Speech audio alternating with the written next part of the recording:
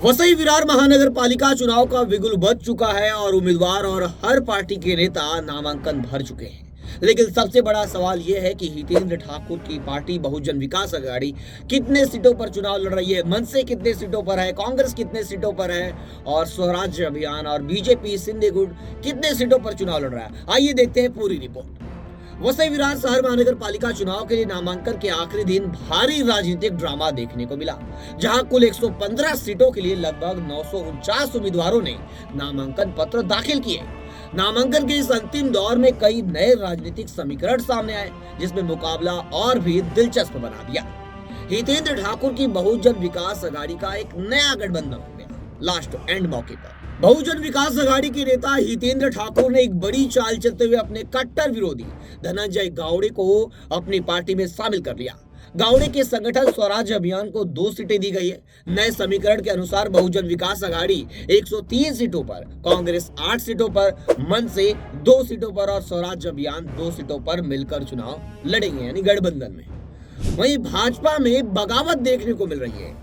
भाजपा को उस समय बड़ा झटका लगा जब उनके वरिष्ठ नेता और निष्ठावान कार्यकर्ता शेखर धूरी ने टिकट न मिलने के कारण पार्टी से बगावत कर दी। धूरी ने अब हितेंद्र ठाकुर की बहुजन विकास अघाड़ी की ओर से अपना नामांकन कल दाखिल कर दिया। अब बात करते हैं अन्य दलों की। शिवसेना सिंधे गुट की।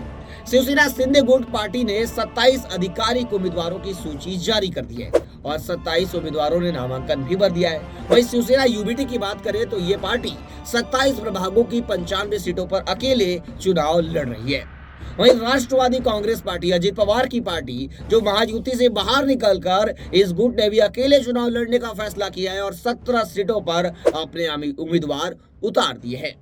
वहीं निर्दलीय उम्मीदवारों ने ज्यादा भारी तादाद में नामांकन दाखिल किया है। टिकट कटने से नाराज कई कार्यकर्ताओं ने बगावत का झंडा बुलंद करते हुए निर्दलीय उम्मीदवार के रूप में पर्चा भरा है। कुछ प्रभागों में तो नाराज उम्मीदवारों ने पैनल बनाकर चारों सीटों पर निर्दलीय लड़ने का फैसला किया है।